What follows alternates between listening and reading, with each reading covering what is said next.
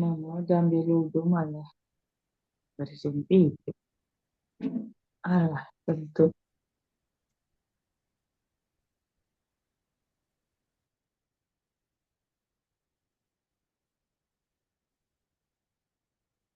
Kelihatan Bapak Ibu? Sudah, Bu.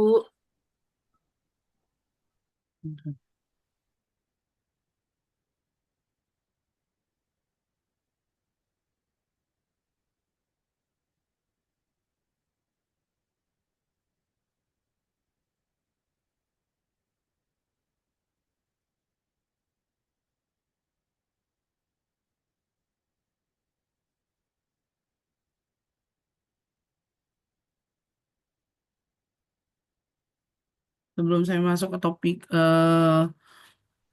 materi kita malam ini, mungkin saya spill dulu di awal. Saya mungkin di sini karena Bapak Ibu sudah mengampu sampai di tahap manajemen keuangan lanjutan 2. Saya nggak akan lagi membahas terkait tentang rumus perhitungan karena saya rasa di S1 udah Bapak Ibu tuh sudah dapat tentang topik itu. Kita hanya mengulas kembali dan em, menggali apa sih sebenarnya yang ending atau tujuan atau goals dari mata kuliah manajemen keuangan lanjutan. Nah, mungkin kalau dilihat dari wajah-wajahnya nggak semuanya, ada sebagian yang masih masih baru tamat langsung lanjut dan masih muda-muda nih saya lihat wajahnya. Jadi eh, tujuan dari materi yang saya berikan ini mungkin nantinya Bapak Ibu itu tidak hanya dapat mengaplikasikannya itu di tempat kerja, tapi untuk pembentukan atau pembekalan pembekalan diri gitu. Jadi manajemen keuangan ini nggak sifatnya itu nggak kaku gitu. Karena dari semua tingkatan, apalagi anak S1, itu kalau udah katanya manajemen keuangan, itu pasti bahasanya itu kan nggak mau lah Bu, sulit, nanti semuanya hitungan, kami lemah di hitung-hitungan. Atau nanti bahasanya, kami nggak mau ngambil manajemen keuangan Bu, yang ada nanti kami baca laporan itu susah. Nah, saya nggak mau jelaskan panjang lebar tentang perhitungan, tentang laporan keuangan, tentang cash flow, tentang bagaimana cara ngebaca laporan keuangan. Saya rasa di tempat kerja pun kalau Bapak Ibu ini Bapak Ibu lebih lebih tahu gitu bagaimana proses keuangan di kantornya masing-masing gitu.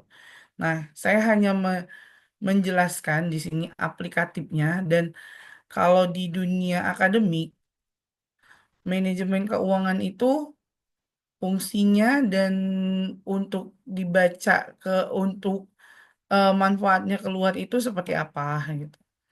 Nah, saya lanjutkan saja di sini karena kita bahasnya tentang manajemen keuangan lanjutan, kita hanya ngebahas tentang analisis investasi lanjutan. Nah, di sini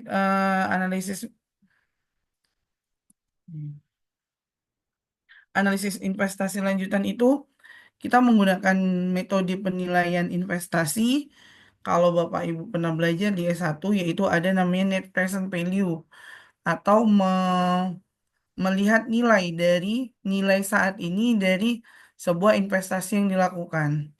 Dan ada juga IRR yang terkenal atau Internal Rate of Return. Internal Rate of Return dan payback period. Nah, ini rumus-rumus ini mungkin yang familiar itu biasanya untuk Bapak Ibu yang biasa bergelut di dunia investasi. Nah, kalau kita berbicara tentang investasi, pasti ada yang namanya resiko.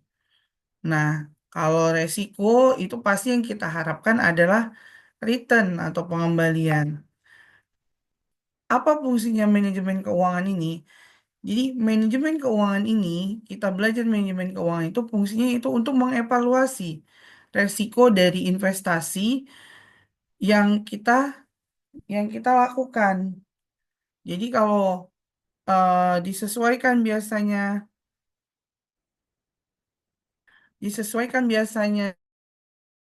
dengan sifat Bapak Ibu itu risk taker kah, Bapak Ibu itu eh safety player kah, gitu.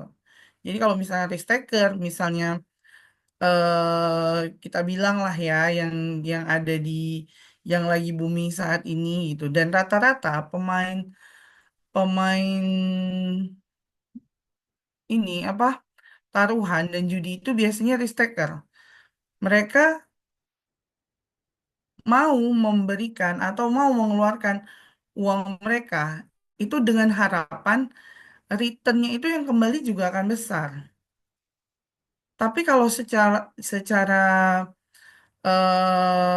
secara keilmuan itu secara matematika kalau mau dihitung itu kalau misalnya eh, judi ya gitu itu kita bilangnya itu peluang. Secara statistiknya itu bisa dihitung. Peluang itu bisa dihitung ketika kita bermain melakukan sesuatu yang beresiko. Peluang kita untuk menang berapa persen? Peluang kita untuk mendapatkan keuntungan yang besar berapa persen? Jadi ada sebagian pepatah bilang kalau bisnis itu adalah judi. Jadi kita taruhan di dalam bisnis itu. Bisa jadi bisnis kita itu lancar, maka returnnya juga akan besar, akan kembali gitu. Atau bisnis itu kalau misalnya dia gagal, maka yang dia tanggung adalah resiko. Tapi itu balik lagi ke masing-masing orangnya. Karena secara logika, usaha yang sustainable, yang bertahan, atau usaha yang sehat adalah usaha yang bertahan lebih dari 5 tahun. Jadi kalau misal Bapak Ibu punya usaha dan selama 5 tahun usaha itu masih stabil, berarti masuk ke dalam kategori usahanya itu sehat.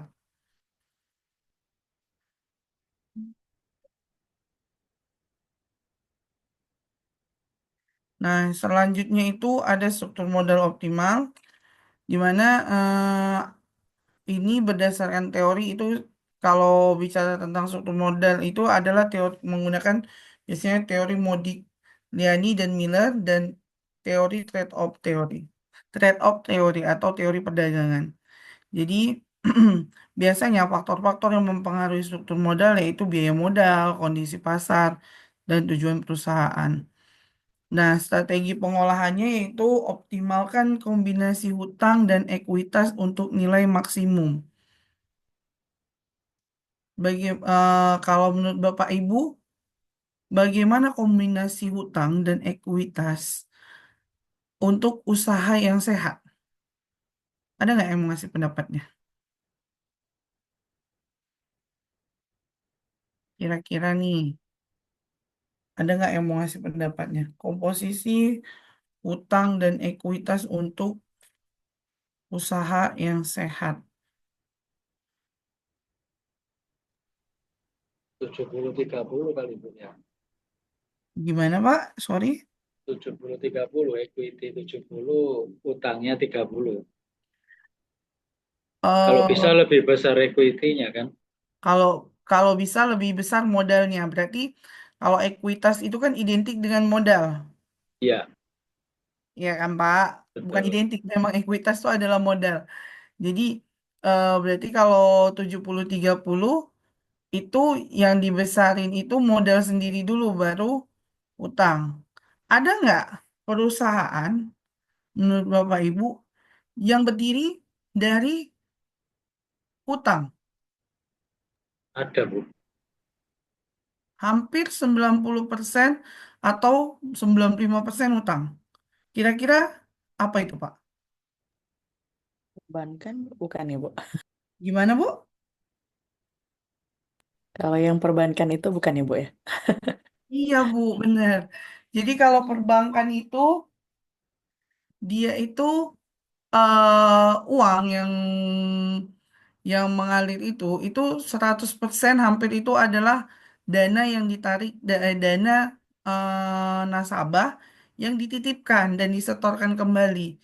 Jadi mereka hanya mengambil selisih atau fee dari setiap produk yang mereka tawarkan.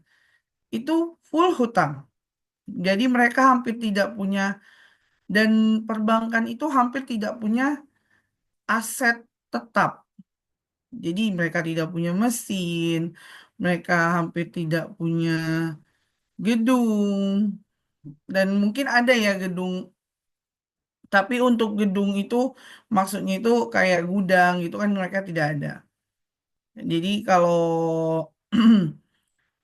perusahaan itu bisa dikategorikan lancar, optimal secara kombinasi hutang dan ekuitasnya itu biasanya itu tergantung dari jenis usahanya. Nah, ini masih dari posisi neraca ya. Berarti kalau kita bicara tentang hutang, bicara tentang ekuitas, berarti kita masih berbicara dari sisi neraca. Nah, kalau misalnya nih, menurut Bapak Ibu nih, kalau dari sisi perusahaan manufaktur, tadi kita udah bicara dari sektor perusahaan jasa perbankan. Kalau dari sektor perusahaan manufaktur, ini oke, komposisi hutang dan ekuitasnya itu 70-30 seperti yang dibilang oleh Pak Idiawan ya Pak ya, Indiawan. Nah, itu 70-30. Nah, kalau dari sisi aktivanya untuk perusahaan manufaktur, semakin banyak kas yang yang tersedia di perusahaan, itu status perusahaannya itu bagaimana? Jadi gini, ada kas, kan kalau misalnya di posisi tertinggi dari neraca, paling atas sebelah kiri di posisi aktiva, itu adalah kas. Berarti dia sifatnya liquid. Semakin tinggi dia, semakin di atas dia, itu menentukan tingkat likuiditasnya kalau di posisi neraca, di laporan keuangan. Nah, berarti kalau misalnya dia semakin banyak kasnya, itu berarti likuiditasnya tinggi. Iya. Kalau likuiditasnya tinggi, efeknya itu gimana untuk operasional perusahaannya, manufaktur nih tadi perusahaannya? Aman, Bu. Aman? Aman. Aman, Pak. Kasnya, Bu ya. Ya, berarti Tapi kalau operasionalnya bagaimana, asetnya Pak? operasional kan jalan. Tapi kalau Operas- stoknya banyak, baru dia rugi. Stoknya nggak jalan. Berarti kalau uangnya banyak, berarti banyak uang menganggur dong, Pak. Likuiditas terlalu tinggi, berarti banyak uang menganggur. Case-nya kalau dia apa namanya tadi kasnya besar, kalau dia return-nya cepat Bu, manufaktur itu. Seperti contoh misalnya Alibaba gitu kan. Jadi akan perputarannya cepat ketika dengan model logistik sekarang ya. Tapi kalau untuk zaman dulu Kalau Alibaba itu dia perusahaan dagang, Pak. E-commerce kan? jasa Bu, ya Iya, e-commerce. Jadi kalau manufaktur itu dia perusahaan pabrikasi. Perusahaan yang membuat produk dari bahan baku menjadi produk jadi atau produk setengah jadi. Itu manufacturing. Berarti kalau semakin banyak uang yang menganggur di kas, berarti operasionalnya akan semakin berkurang karena uangnya itu menganggur, tidak digunakan untuk operasional perusahaan. Ya, harusnya bisa diinvestasikan kembali atau digunakan untuk eh, Operasional. gitu mungkin ya, Bu. Ya, untuk beli bahan baku, berarti kan uangnya itu tidak digunakan. Gitu.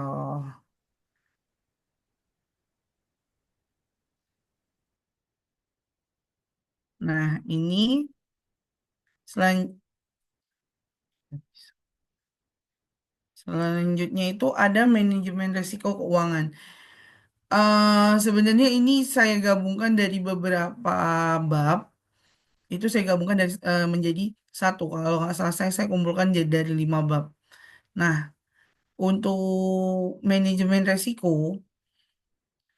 ini yang sebenarnya jadi ketakutan kita sebagai, misalnya kita nih, nggak usahlah kita bilang perusahaan, untuk kita pribadi, dari sisi keuangan, sebenarnya ini sangat sensitif ya. Saya pribadi juga ngerasain gitu. Resiko yang kita ambil, apalagi nih Bapak Ibu yang udah berkeluarga, kadang-kadang saya itu sangat aware dengan pendidikan gitu. Eh, Kadang ada yang harus kita korbankan ketika kita membuat keputusan, kita memilih untuk kuliah. Kuliah itu berarti kita harus ada resiko yang kita ambil dari sisi keuangan kita. Nggak gampang untuk kuliah, tapi kita berani ngambil resiko itu. Berarti ada pertimbangannya. Nah, kita pasti identifikasi dulu resikonya apa. Kalau saya kuliah sekarang, atau kalau misalnya saya kuliah sekarang, apa yang apa benefitnya untuk saya? Berarti kan Bapak Ibu harus lihat dulu nih kondisinya itu bagaimana di dari pengalaman orang lah ya, temen lah misalnya. Oh, kriteria dia sama, dia sudah menikah, dia punya anak, em, karena anaknya masih kecil, dia terlihat santai.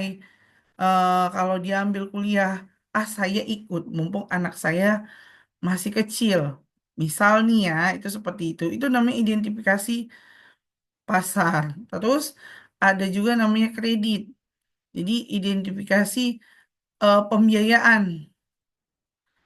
Ini kalau saya kuliah sekarang, berarti ada yang harus saya ganggu keuangan. Biasa cash flow atau gaji itu saya untuk saya bagi untuk misalnya kebutuhan sehari-hari sepertiga, untuk saving sepertiga, untuk sekolah anak sepertiga. Berarti ini dana yang mana yang harus saya ganggu? Atau saya ambil dana dari luar gitu untuk membiayai sekolah saya misalnya. Itu itu seperti itu pertimbangannya. Itu begitu juga dengan operasional. Saya mau ambil kuliah yang di mana? Saya pengen nih kuliahnya itu di UI. Cuman terlalu banyak yang saya korbankan kalau saya ambil di UI. Makanya saya pilih ambilnya di Uniba, misalnya seperti itu. Nah, selanjutnya itu ada namanya teknik mitigasi. Nah, dalam dalam penanganan resiko, baik itu resiko perusahaan atau resiko pribadi ya. Kenapa saya selalu mengkaitkan manajemen keuangan ini, manajemen perusahaan, manajemen keuangan perusahaan, manajemen keuangan pribadi, nanti mungkin ke depannya akan Bapak Ibu dengar. Karena berangkat dari hmm, sesuatu tuh saya percaya harus dimulai dari yang kecil dulu. Bapak Ibu paham dulu konsepnya, baru Bapak Ibu bisa kembangkan. Kalau dari konsepnya dari kecil, dari yang kecil, dari skop kita diri kita sendiri aja itu kita nggak bisa atau kita tuh nggak tahu, gimana kita mau jelasinnya itu untuk skala yang lebih besar. Nah, makanya saya selalu mencontohkan itu untuk diri sendiri dulu gitu. Terus di sini ada namanya hedging atau lindung nilai. Kalau kita kuliah, eh, apa yang kita dapat benefit apa? Gitu. Nah, asuransinya apa nih kalau kita kuliah? Terus eh, nantinya ke depannya ini kuliah kita ini bisa dimanfaatin untuk apa? Itulah diversifikasi.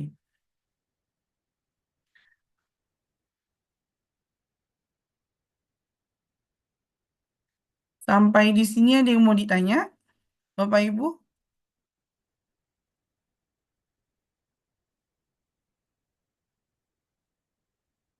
Ada yang mau ditanya? Oh, kita lanjut. Lanjut, Bu. Lanjut ya. Nah, selanjutnya itu ada merger dan akuisisi. Jadi ini ada beberapa. Pertama, alasan alasan merger dan akuisisi yang biasa terjadi di di dunia bisnis. Biasanya ada ekspansi, pengembangan usaha, atau sinergi, eh, sinergi sama hampir sama dengan kolaborasi. Jadi kolaborasi. eh nah, dan selanjutnya meningkatkan daya saing. Nah, proses valuasinya itu menilai nilai target untuk keputusan strategis yang tepat. Jadi, merger dan akuisisi itu biasanya dilakukan perusahaan itu bukan hanya ketika perusahaan dalam kondisi hampir bankrupt, tapi alasan-alasan ini tuh dilakukan itu biasa untuk pengembangan. Ini misalnya nih contoh merger nih, perusahaan perusahaan pembuat komputer itu memerger perusahaan misalnya yang membuat chip. Untuk apa tujuannya? Untuk ekspansi biar bisa sekaligus untuk sinergi. Biar apa? Biar produk mereka itu misalnya memiliki detail khusus di pasar yang tidak dimiliki oleh produk lain sejenis yang ada di pasar.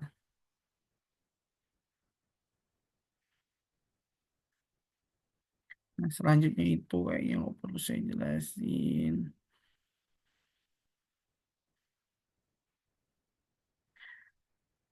Sebelum saya lanjut, ini mungkin kita sampai jam 9 aja ya. Atau kita mau sampaikan sampai jam 10. Jam 9 Bu, boleh. Jam 9 aja. Ya. Atau nggak mau lah Bu. Saya nggak mau lah Bu. Kami maunya harus sampai jam 10.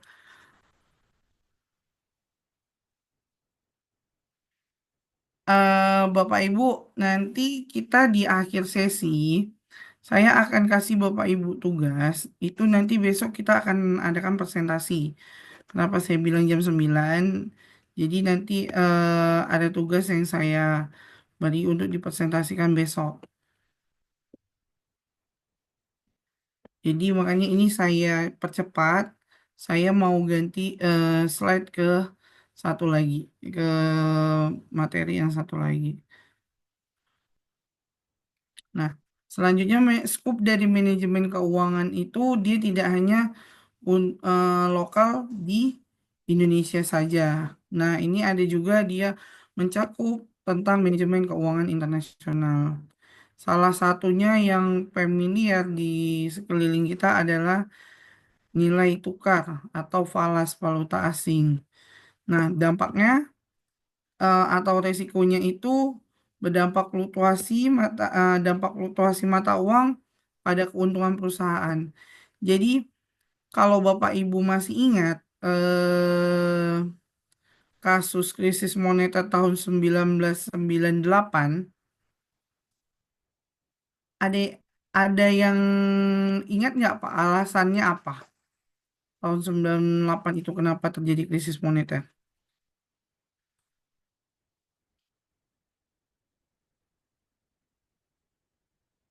Ada yang ingat nggak? Nilai tukar rupiah Bu. Nilai tukar rupiah terhadap terhadap apa Pak? Dolar. Terhadap dolar. Ya, itu nilai tukar rupiah terhadap dolar dari yang awalnya itu hanya 3.000 tiba-tiba meroket menjadi 14.000. Nah, itu terjadi gagal bayar utang dari utang kita terhadap utang luar negeri. Makanya terjadi krisis moneter besar-besaran. Tidak hanya negara yang gagal bayar, tetapi banyak perusahaan-perusahaan yang terdampak, yaitu perusahaan ekspor impor itu sangat berdampak karena barang yang bahan baku yang biasanya diperoleh dengan dan sudah dibudgetkan dengan harga sesuai dengan nilai tukar 3.000 atau 4.000 rupiah itu menjadi naik hampir lebih dari 200%. Nah, itulah salah satu resiko dari kondisi keuangan yang tidak stabil, salah satunya nilai tukar. Nah, yang kedua itu ada namanya teknik lindung nilai, di mana kontrak forward dan opsi untuk mengurangi resiko. Jadi, hedging ini atau teknik lindung nilai ini berguna untuk mengurai resiko yang dimiliki Bapak Ibu ketika melakukan transaksi keuangan. Nah, kita stop untuk slide ini.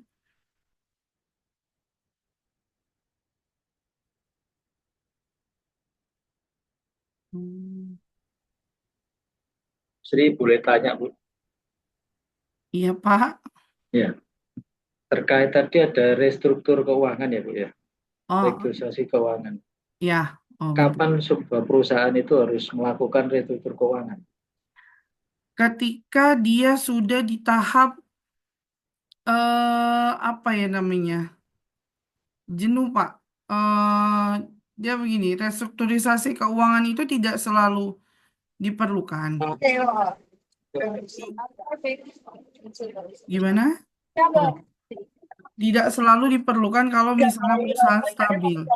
Cuman banyak kasus yang banyak kasus, banyak kondisi yang mengharuskan perusahaan itu melakukan restrukturisasi keuangan. Misalnya ketika perusahaan itu menghadapi kebijakan politik, menghadapi kebijakan misalnya dari pemerintah nih, ada kebijakan terkait keuangan, maka dan mengharuskan mereka melakukan restrukturisasi. Bentar ya, Untuk indikatornya nggak ada ya, Bu? bentar ya, Maksudnya Pak. kriteria indikator ketika ini harus direstrukturisasi keuangannya itu, atau hanya satu karena geopolitik seperti itu kebijakan pemerintah, atau ada indikator yang mengharuskan ini restrukturisasi? Karena kondisi after pasca pandemi ini banyak yang mengalami seperti itu. Nah, apakah dari sisi kita misalnya melihat fenomena itu, apakah ada indikator ketika harus perusahaan itu restrukturisasi keuangan? Ada, Pak. Itu jadi kalau misalnya Bapak kalau tanya apa sih indikatornya, kenapa harus melakukan restrukturisasi?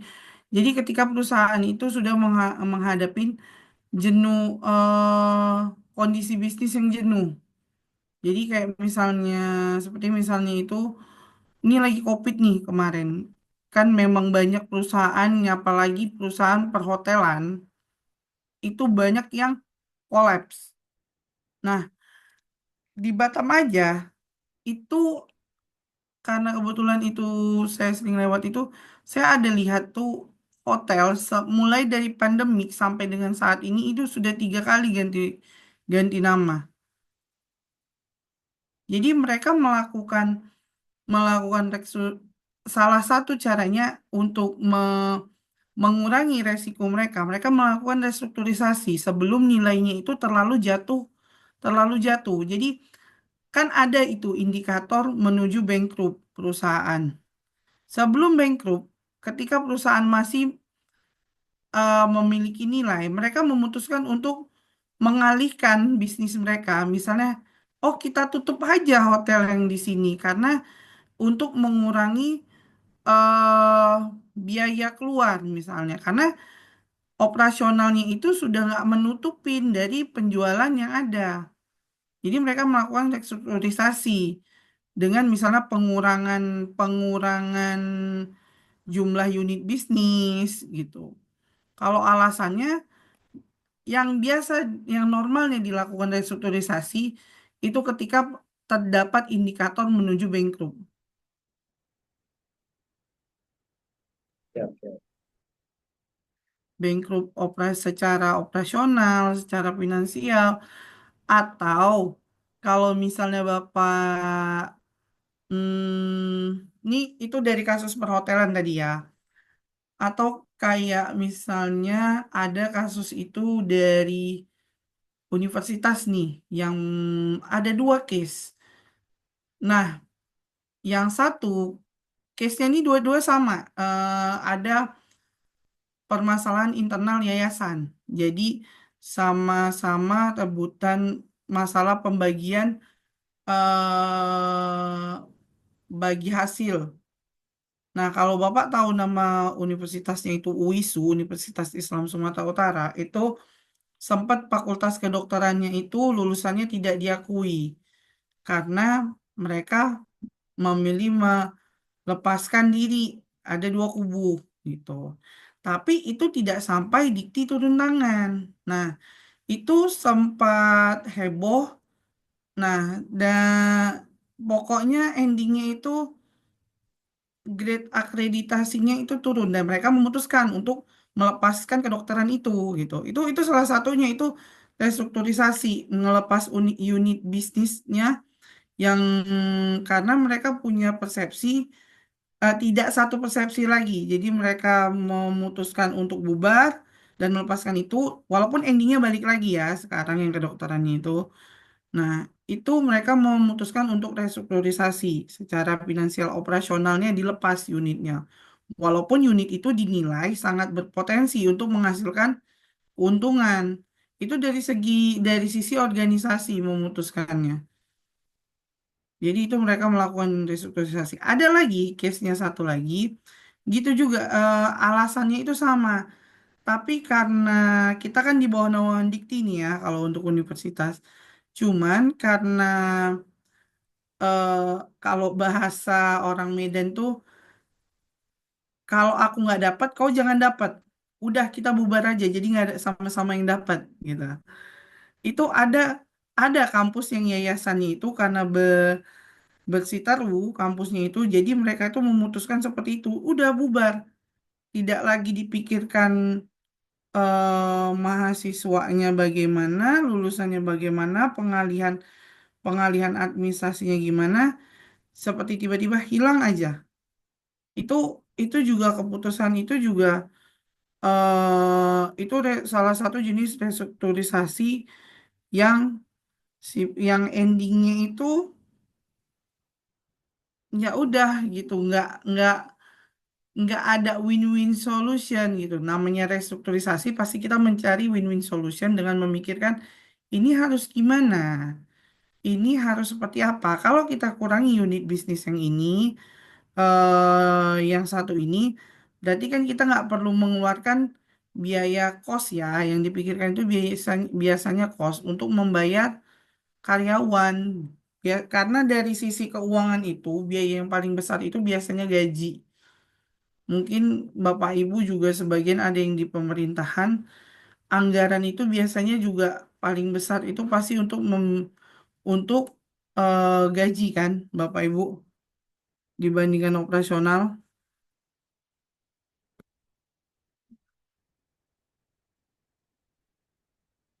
Hmm, Satu lagi sebelum kita.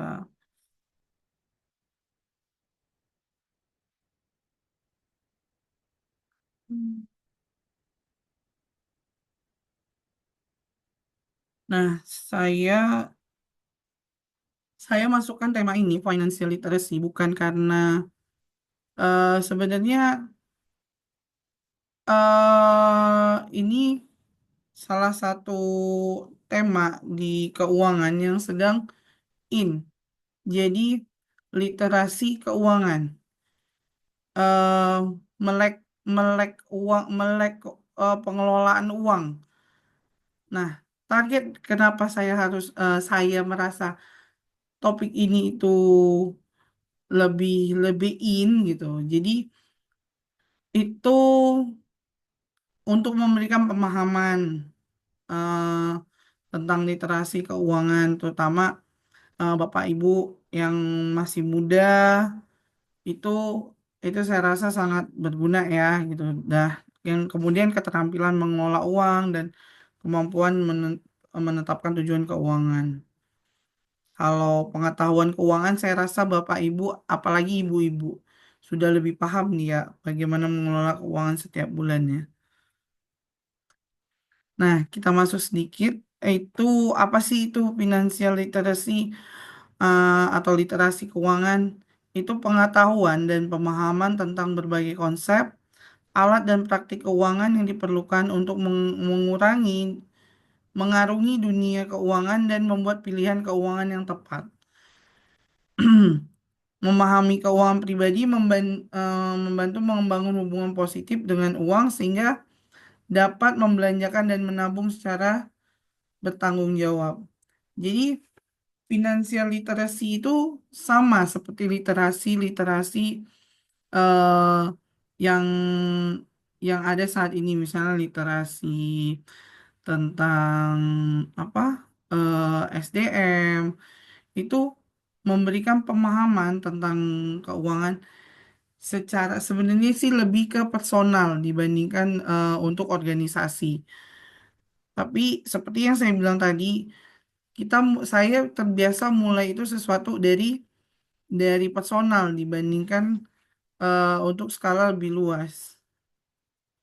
Nah, money management yaitu pengelolaan uang untuk tujuannya itu untuk lebih memahami literasi keuangan, itu melihat dari konsep kunci yang berupa budgeting, saving, investing, borrowing, dan planning for the future. Pada endingnya, financial literacy itu tujuannya adalah untuk kesehatan keuangan, baik mulai keuangan pribadi, personal, maupun sampai keuangan organisasi. eh Indeks atau tingkat eh apa kesuksesan, bukan kesuksesan ya, apa ya namanya, tingkat kemakmuran suatu negara itu diukur dari apa? Dari pendapatannya kan Pak, Bu, personal itu dikalkulasikan apa namanya GDP ya. PDB. Nah, kan dihitung dari itu gitu. Jadi kalau Bapak Ibu sehat secara finansial, otomatis itu akan meningkatkan GDP walaupun eh, proporsinya sangat kecil sekali.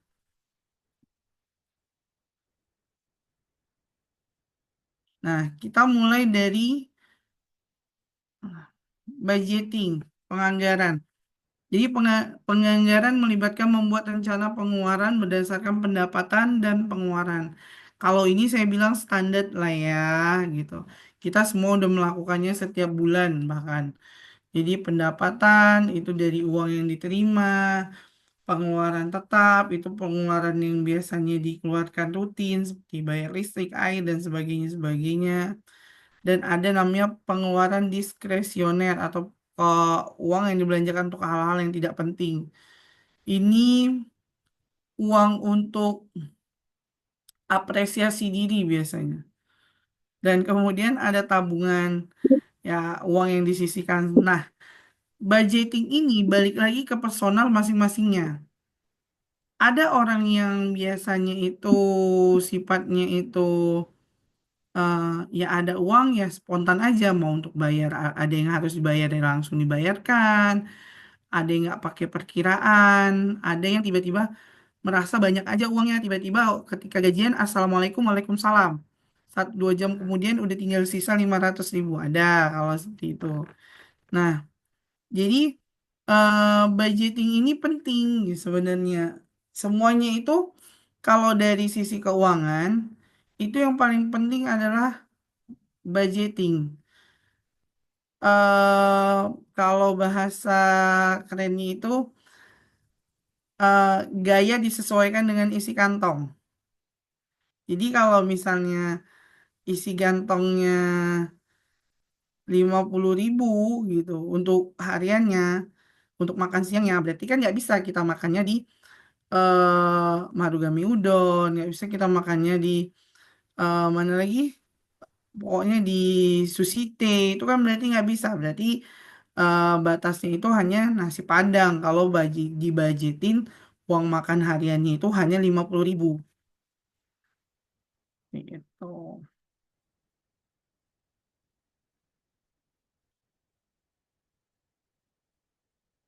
Nah, ini masuk ke dalam kategori biaya tetap atau biaya variabel. Perhatikan pengeluaran berikut, tentukan mana yang tetap konsisten tiap bulan dan mana yang variabel berbeda setiap bulan, mana yang paling penting.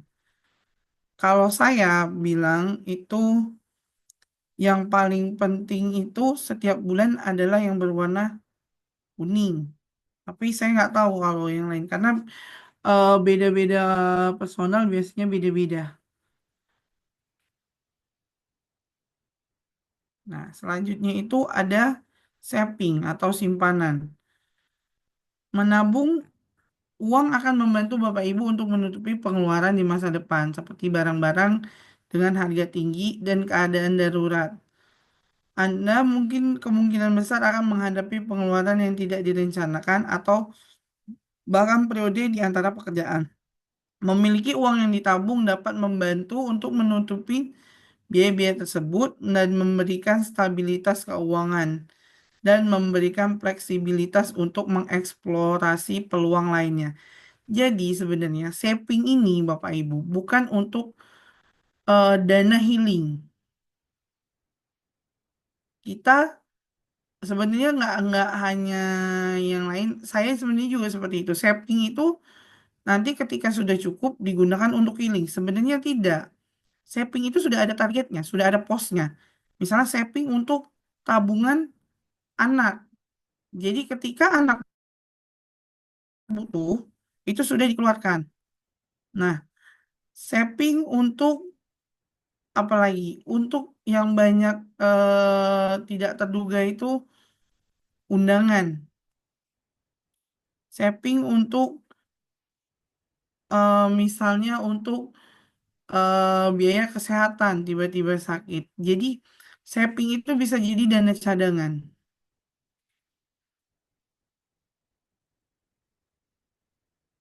Selanjutnya ada investasi. Investasi melibatkan penumbuhan uang seiring waktu dengan mengalokasikan uang ke saham, obligasi, real estate, dan lainnya. Meskipun melibatkan risiko yang lebih tinggi dibandingkan tabungan, investasi juga dapat menghasilkan pengembalian lebih tinggi. Investasi juga memberikan Anda dasar yang kokoh untuk masa depan Anda dan memungkinkan melatih disiplin diri dan keterampilan manajemen waktu. Jadi, kalau investasi ini sebenarnya yang berguna sama Bapak Ibu untuk jadi passive income nantinya. Kenapa saya bilang begitu? Karena kadang kalau kita mengandalkan gaji aja, gaji gaji saja itu biasanya sudah punya posnya masing-masing. Gaji di kita itu sebenarnya nggak di kita sih. Kalau hanya gaji saja, biasanya itu hanya cukup untuk kebutuhan harian bulanan. Nah, kita perlu apa? Dari saving tadi bisa dijadikan dana investasi. Untuk apa? Passive income. Bisa berupa saham, obligasi, bisa lagi berupa misalnya tanah, bangunan, emas. Itu tergantung dengan Bapak Ibu yang menentukan nyamannya di mana kalau investasi ini.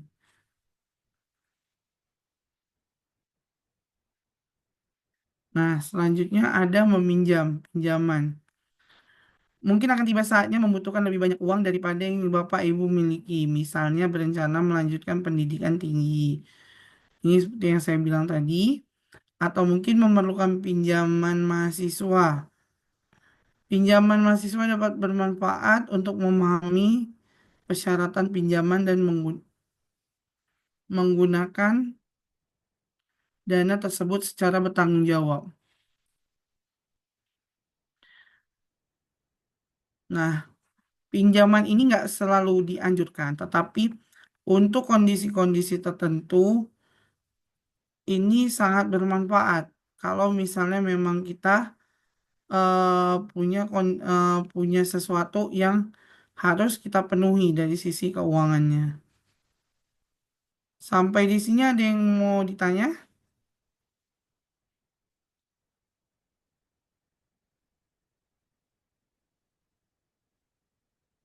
Sampai di sini ada yang mau ditanya?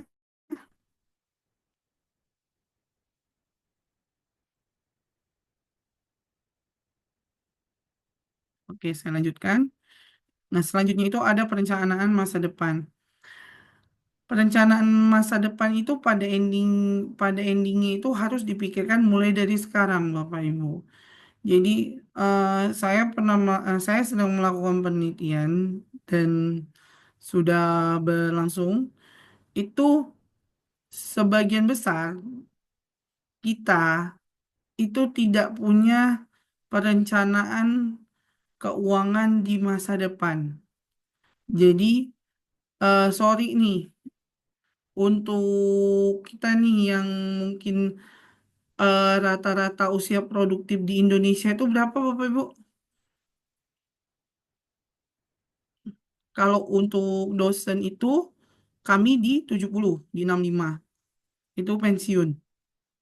Sudah tidak diakui, bukan tidak diakui lagi, kalau ada tunjangannya itu sudah diputus oleh negara, sertifikasinya, dan lain-lain.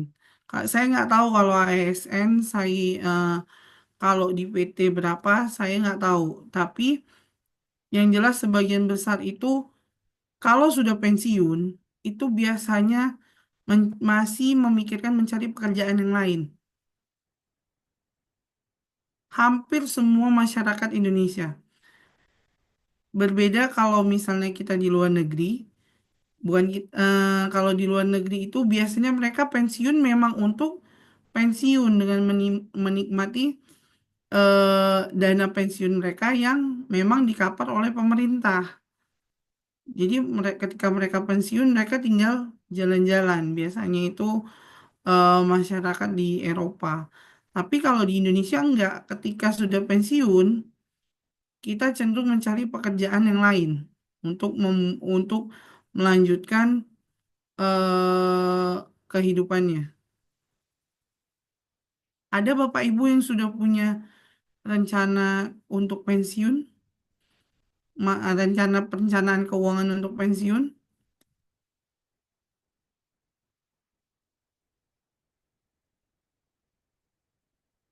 Karena program pemerintah kita itu yang ditanggung untuk pensiun itu masih masih sampai di tahap yang BPJS saja sih yang ditanggung. Tapi kalau misalnya yang JKN itu kan juga eh, nggak mengcover semuanya untuk kebutuhan sehari-hari sampai kita pensiun, menghabiskan masa pensiun kita kan.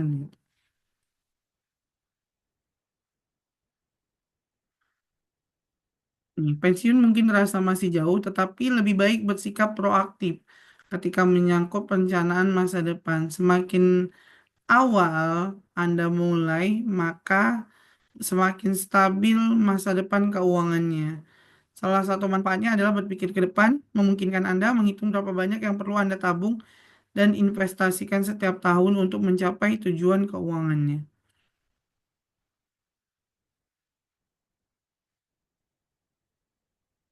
Ini mungkin ya saya lanjutin.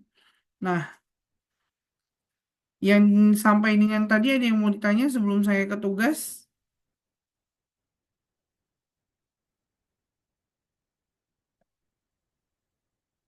Ada Bapak Ibu yang mau ditanyakan?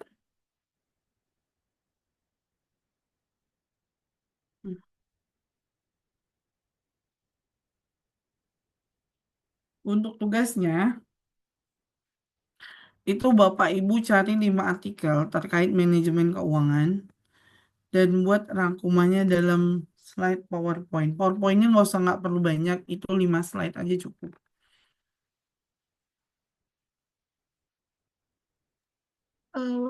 Izin nanya, Bu. Berarti satu Mm. jurnal itu satu slide ya, Bu? Dia nggak gitu dia. Jadi 5 jurnal nih, misalnya Bapak Ibu ambil tentang kinerja keuangan perusahaan. Itu dilihat dulu masalahnya itu apa rata-rata di eh, terkait tentang kinerja perusahaan. Misalnya manufaktur, Bapak Ibu ambil misalnya ada 3 jenis nih, manufaktur, perusahaan jasa, atau perbankan, dan satu lagi misalnya perusahaan dagang gitu.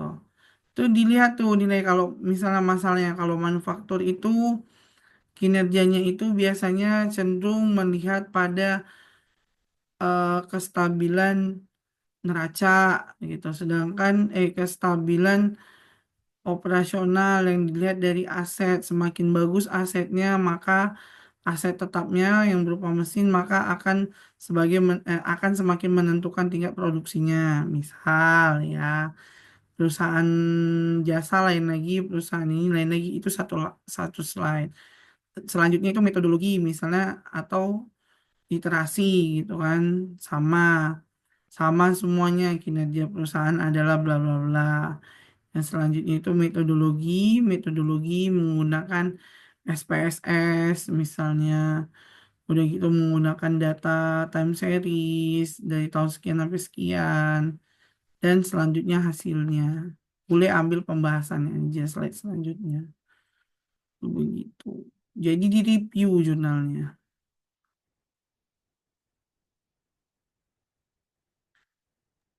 Udah ada dosen yang ngasih tugas review jurnal belum? Ada, Bu. Siapa, Bu?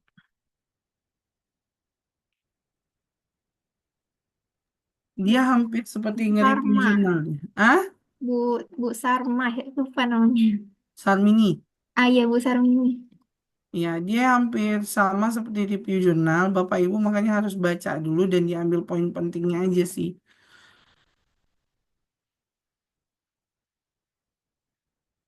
Jadi kalau misalnya jumlah totalnya 33 orang satu kelas itu bisa ada 5 kelompok. Tapi eh, kalau misalnya ada yang misalnya nih nggak ada kabar 7 orang, ya udah berarti 4 kelompok. Boleh? Ada lagi yang mau ditanya?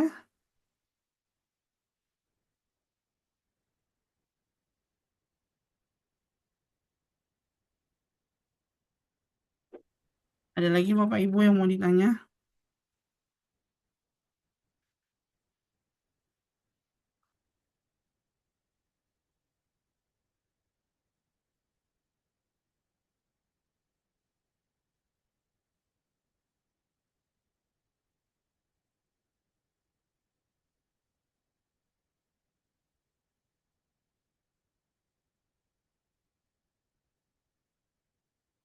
Berarti udah paham ya sampai sini ya. Udah paham Bapak Ibu tugasnya?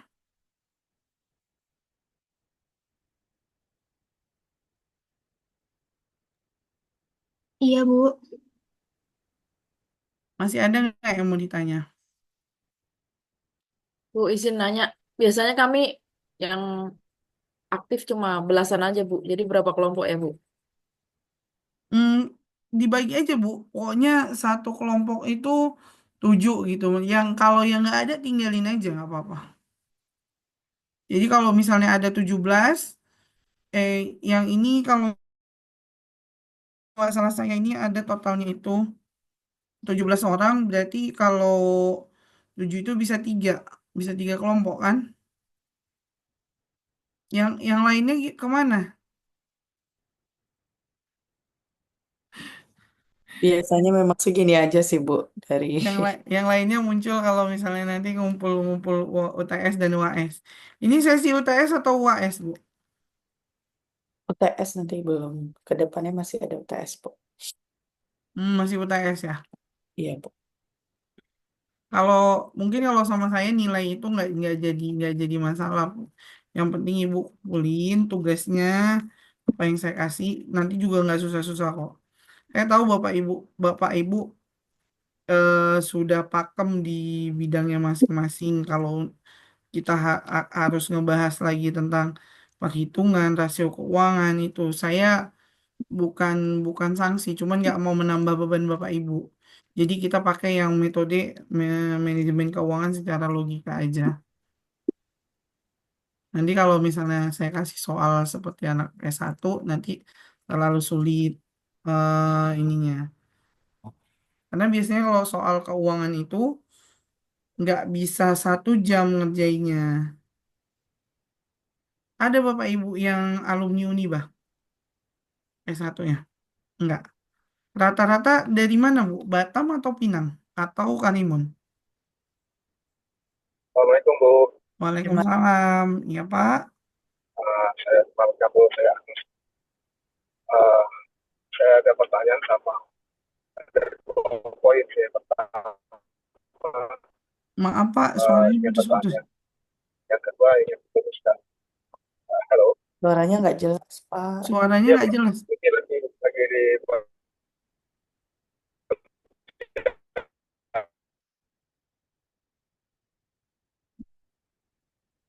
Halo, Pak.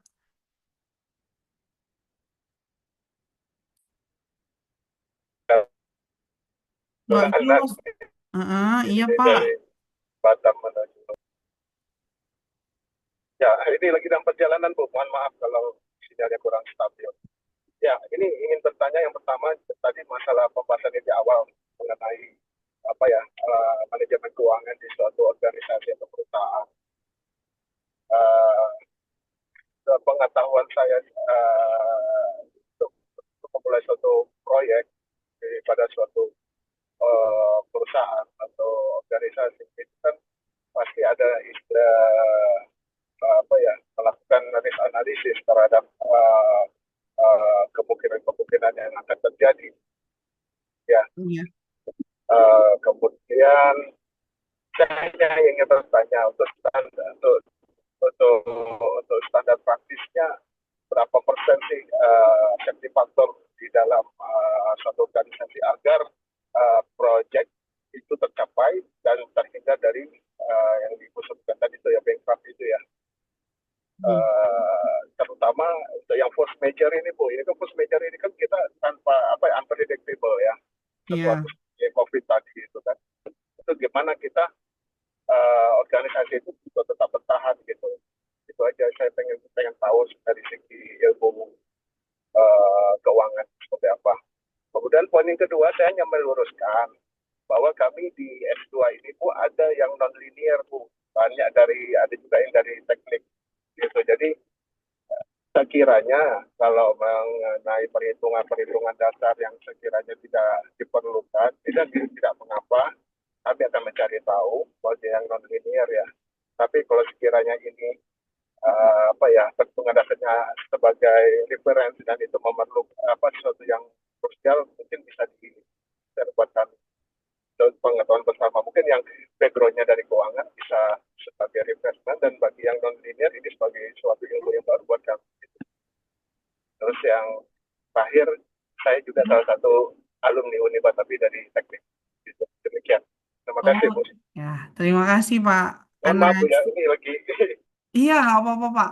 di Ya, menuju Tanjung Pinang ini ya. oh siap. Ya, pertama untuk analisis proyek ya Pak. Nah, itu biasanya kalau saya pribadi ya, walaupun saya nggak pernah terjun di dunia proyek, cuman dunia proyek maksudnya yang real estate ini, cuman saya namanya punya tim dan punya usaha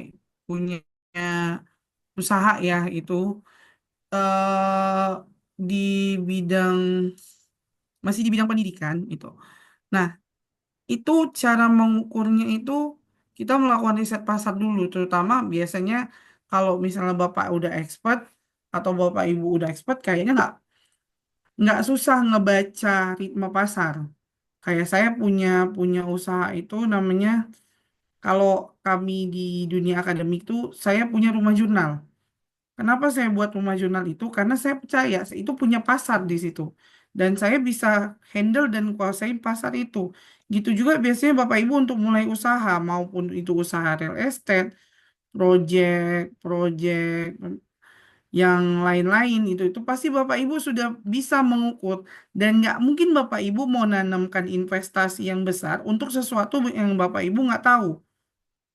Itu namanya sama aja Bapak nggak usah mulai proyek tanpa adanya riset, itu sama aja memindah tangankan uang atau usaha ke tangan orang lain. Jadi kenapa proyek itu perlunya matang? Itu kematangan itu bukan berarti Bapak, oh saya mau mulai proyek ini, saya harus belajar ini mati-matian. Enggak, biasanya itu sense itu dibuat dari pengalaman kita. Bapak Ibu mulai usaha, tapi Bapak Ibu nggak punya sense atau feeling di situ, nggak pernah bergelut di dunia itu nggak akan ngebangun bonding Bapak Ibu dengan usaha yang dijalankan. Jadi kayak tebak-tebak buah manggis gitu. Jadi kenapa usaha perlu dibangun di dibarengi dengan ilmu untuk mengurangi resiko pastinya. Jadi ilmu yang diperoleh itu nggak mesti harus di dunia pendidikan formal. Kayak misalnya karena saya dari dulu sudah terbiasa jadi asisten dosen dan megang proyek penelitian, proyek eh, pengembangan kebidangan di sana. Jadi kalau untuk berbicara terkait dunia perdosenan dan akademis di dunia universitas, kalau dibilang katam sih pasti ada yang lebih tinggi daripada saya. Cuman saya berani berani pasang pasang bukan pasang tarif ya, tapi saya berani unjuk gigi deh kalau di situ kita mau buka usaha apa, kita mau buka usaha jurnal. Jurnalnya ini sudah jalan. Saya ngebangun dunia rumah jurnal itu memang karena satu saya paham di situ. Yang kedua untuk expand di situ saya tahu kiat-kiatnya. Gitu juga project pasti mau project misalnya real estate. Bapak Ibu paham mana area-area yang dianggap ini area bagus loh untuk dijadikan pengembangan dan pasti sudah dengar isu gitu. Kadang isu itu yang belum terjadi atau sekedar kabar angin itu bisa dijadikan pertimbangan untuk mau ekspansi atau mau diperbaiki gitu atau mau mulai dari awal. Bahkan untuk menentukan suatu produk yang Bapak Ibu buat itu layaknya untuk dijadikan produk apa namanya? Produk dengan harga murah atau produk premium gitu, mass product atau premium produk itu juga asalnya itu dari sense Bapak Ibu gitu. Kenapa saya bilang dari sense? Ya karena Bapak Ibu yang tahu produk itu apa nilai jualnya. Mau buat nih kawasan misalnya perumahan yang apa namanya apa istilahnya?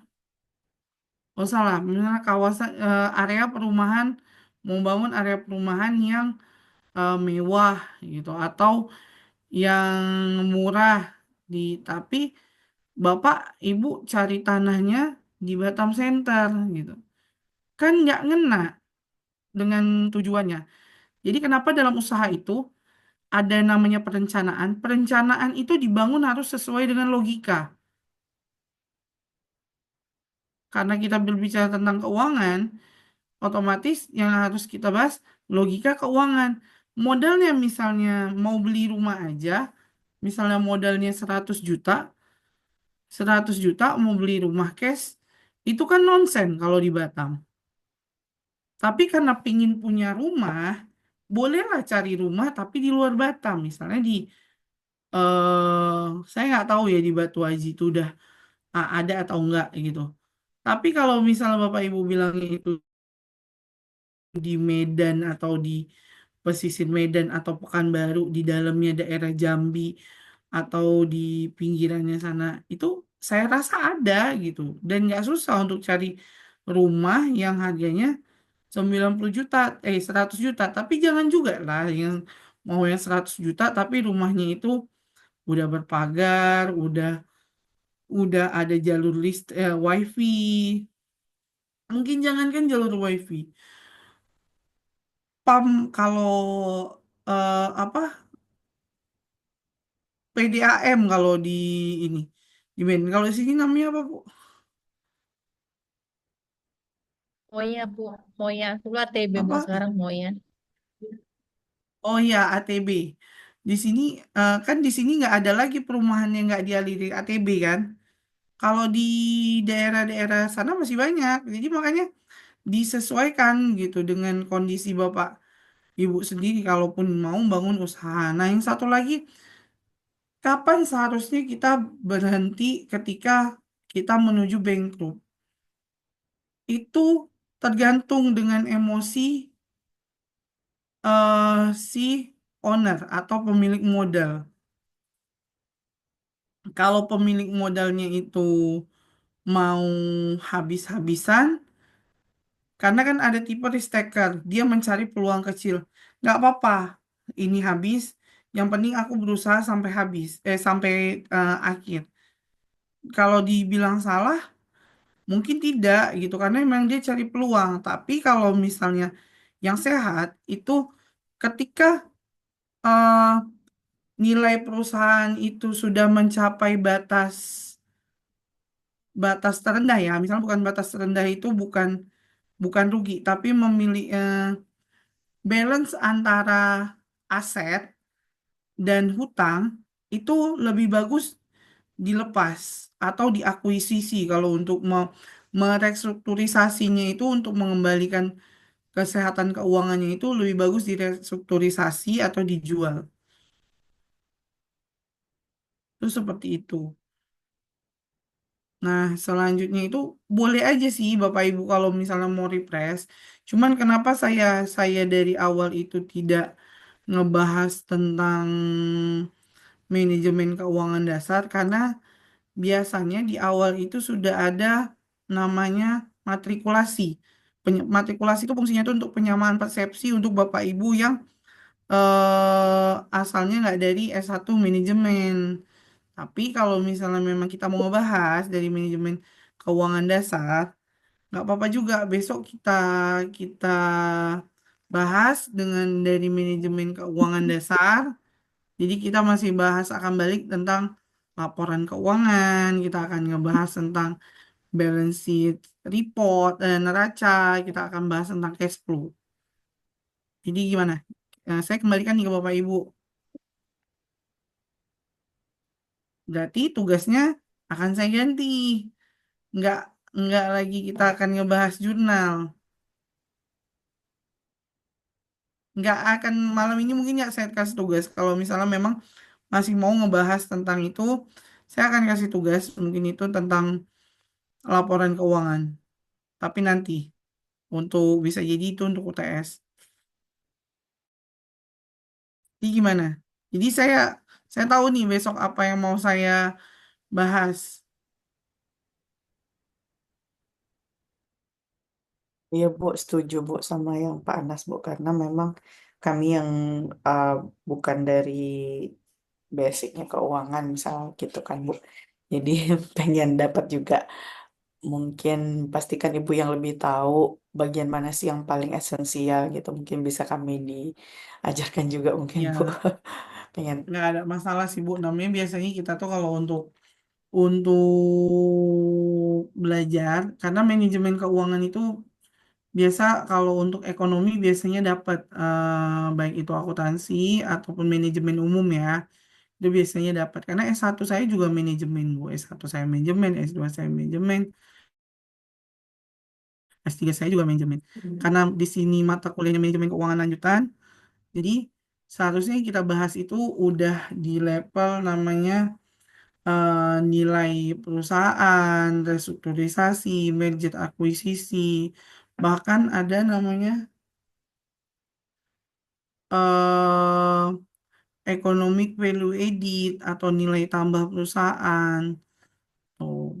Nah, kalau saya untung tadi saya nggak masukkan perhitungan itu. Kalau nggak Bapak Ibu malah lebih bingung dari ngitung economic value added itu gimana, sumbernya dari mana gitu. Tapi mungkin besok berarti kalau misalnya kita mau bahas tentang manajemen keuangan dasar, berarti saya nggak perlu pakai slide PowerPoint. Berarti kita akan bahas nanti saya downloadkan laporan keuangan. Oke, Sampai sini masih ada Bapak Ibu Makasih, yang Bu. mau ditanya? Masih ya, yang Ya. yang ini aja kali ya, Bu. Yang jangan Gimana yang Bu? susah-susah pokoknya, Bu. Yang esensial, yang general mungkin, Bu. Iya, siap. Oke, Kalau kalau saya basic sebenarnya keuangan, lebih, iya Pak.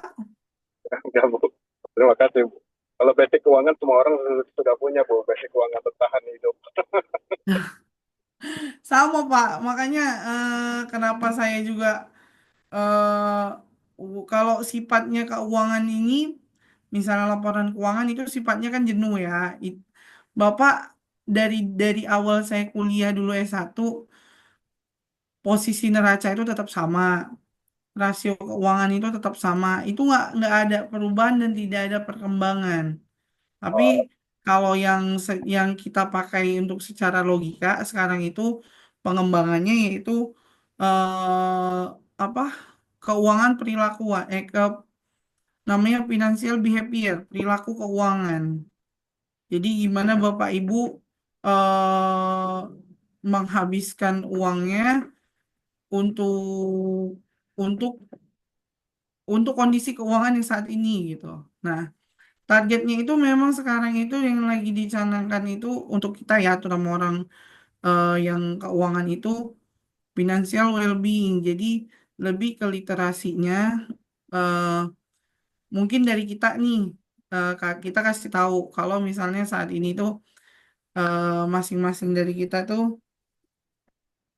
masing-masing dari kita tuh buatlah, sebarkanlah sedikit ke orang-orang sekitar kalau misalnya memang perencanaan keuangan itu penting. Oke, mungkin ya sampai ketemu besok. Besok biasanya jam berapa? Jam berapa kita mulai? Jam 9 Bu. Biasanya jam 9 Bu. Oke, jam 9 ya besok ya. Sampai ketemu Bapak Ibu, mohon maaf kalau ada salah kata, saya akhiri Izin dengan Bu, mobil oleh mau itu. ini apa screenshot absen. Oh iya, oke Ya, oke oke. Bapak Ibu boleh dipersilakan dihidupkan kameranya.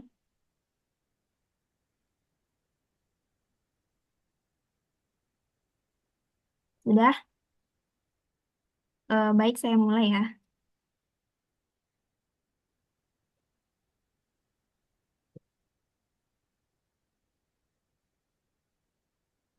Baik, sudah Bu. Terima kasih. Oh ya Bu, izin bertanya Bu.